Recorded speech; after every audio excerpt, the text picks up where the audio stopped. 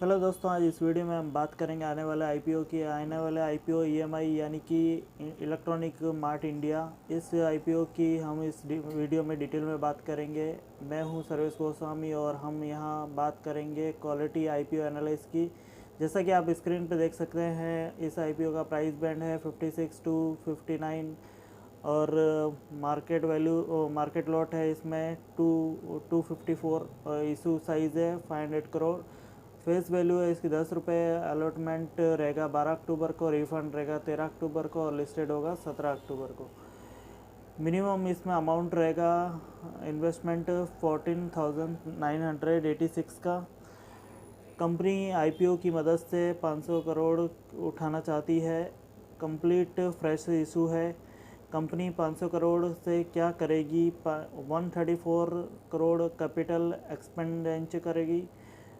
200 CR इसमें working capital investment रहेगा और 550 CR इस डेफ्ट रीपेमेंट करेगी।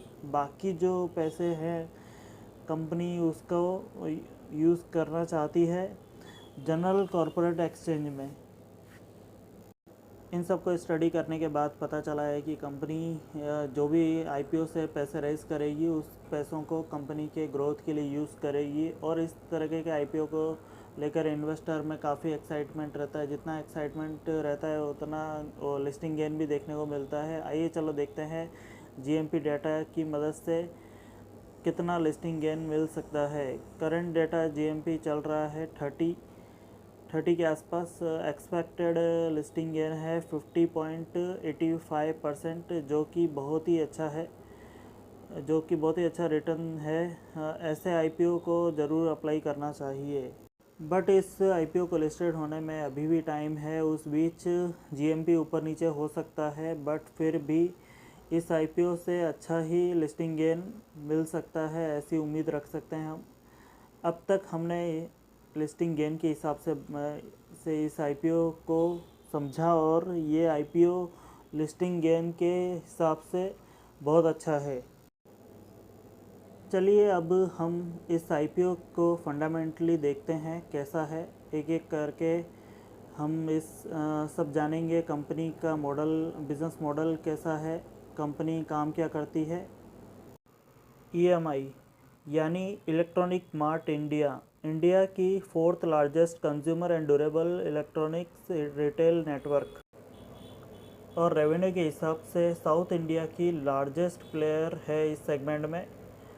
रिटेल कस्टमर को इलेक्ट्रॉनिक सामान बेचती है ये, जैसे कैमरा हो गया, मोबाइल है, लैपटॉप है, फ्रिज है, एसी है, एक्स्ट्रा। कंपनी की शुरुआत 1980 में हैदराबाद से हुई थी। उस टाइम पवन कुमार बजाज इलेक्ट्रॉनिक छोटी सी शॉप के साथ स्टार्ट किया था। उसी के साथ ही साथ ग्रोथ हुई। फिर ब्रांड नेम बजाज इलेक्ट्रॉनिक से इलेक्ट्रॉनिक मार्ट इंडिया रखा। काफ़ी साल स्ट्रगल और ग्रोथ के साथ 40 इयर्स गुजर चुके हैं। फ़िलहाल इस कंपनी के पास 99 स्टोर हैं। कंपनी अपने 99 स्टोर से अलग अलग इलेक्ट्रॉनिक सामान सेल करती है।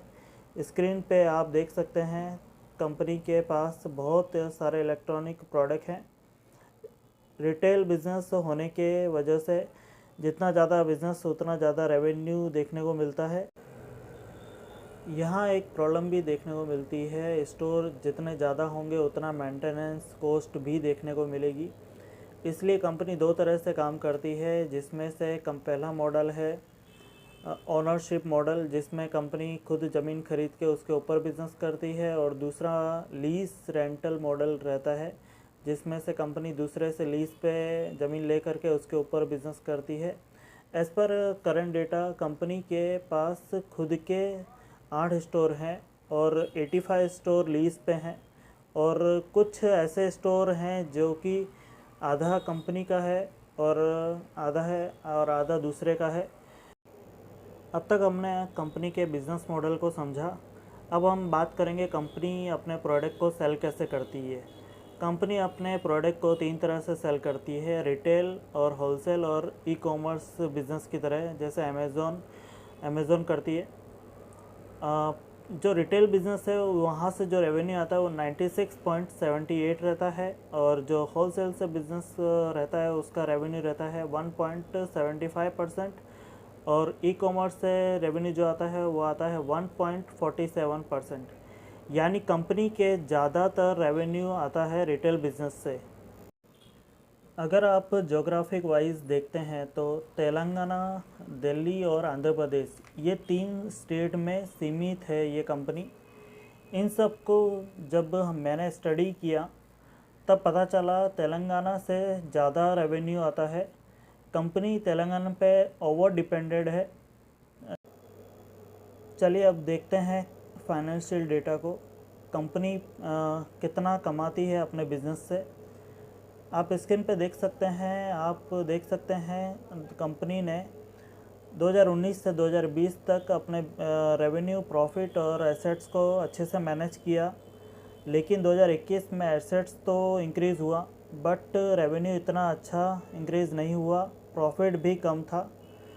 मैंने और डीपली एनालाइज किया तो पता चला कंपनी का आरओई और ROC year on year decrease हो रहा है, जो कि बहुत बड़ा नेगेटिव पॉइंट है। इसके अलावा कंपनी का डेब्ट जो है वो इंक्रीज़ हुआ है, जो कि बिल्कुल भी अच्छा नहीं है। फाइनेंशियली एनालाइज करने के बाद हमको पता चला कंपनी अभी स्ट्रगल कर रही है। कंपनी को ग्रो करने में क्यों स्ट्रगल करना पड़ रहा है? क्योंकि उनके सामने बहुत बड़े कंपटीटर हैं, 2, रिलायंस डिजिटल और Croma one of the biggest competitor हैं। और क्रोमा कंपनी ने साउथ इंडिया में एक्सपेंड करने की भी प्लानिंग कर रखी है। इसलिए ईएमआई कंपनी में रेवेन्यू और प्रॉफिट के अंदर अप एंड डाउन हमने नोटिस किया है। दूसरा नेगेटिव पॉइंट है ईएमआई कंपनी ओनली 3 जगह पर सीमित है और सबसे ज़्यादा डिपेंड है तेलंगाना के ऊपर। तेलंगाना के वहाँ कुछ होता है या कोई बड़ा क्राइसिस होता है या फिर वहाँ की गवर्नमेंट बिग पॉलिसी चेंजेस लाती है तो कंपनी को बहुत प्रॉब्लम फेस करना पड़ सकता है। इसलिए इनका बिज़नेस अच्छे से डाइवर्सिफाइड नहीं है।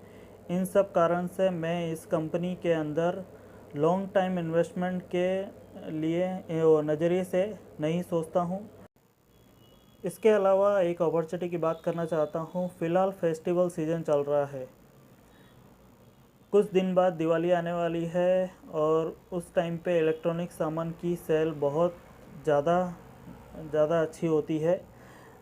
नेक्स्ट क्वार्टर में इसका हमें इफ़ेक्ट देखने को मिल सकता है। आप शॉर्ट टाइम या फिर स्विंग ट्रेडिंग के लिए आप इस शेयर को देख सकते हैं। कंपनी की सेल और प्रॉफिट में भी बड़ा उछाल देखने को मिल सकता है और कंपनी के शेयर में भी काफ़ी बड़ा उछाल देखने को मिल सकता है, तो इसका आप फ़ायदा उठा सकते हैं। इसलिए इस कंपनी के शेयर में स्विंग ट्रेडिंग या फिर शॉर्ट टाइम ट्रेडिंग आप करने का आप सोच सकते हैं, देख सकते हैं। इस वीडियो में किसी भी प्रकार की बाय सेलिंग की सलाह नहीं है, वीडियो एजुकेशन पर्पस के लिए है। वीडियो अच्छा लगा हो तो thank you, like and subscribe ज़रूर करना अगर आपको वीडियो अच्छा लगा हो तो। Thank you.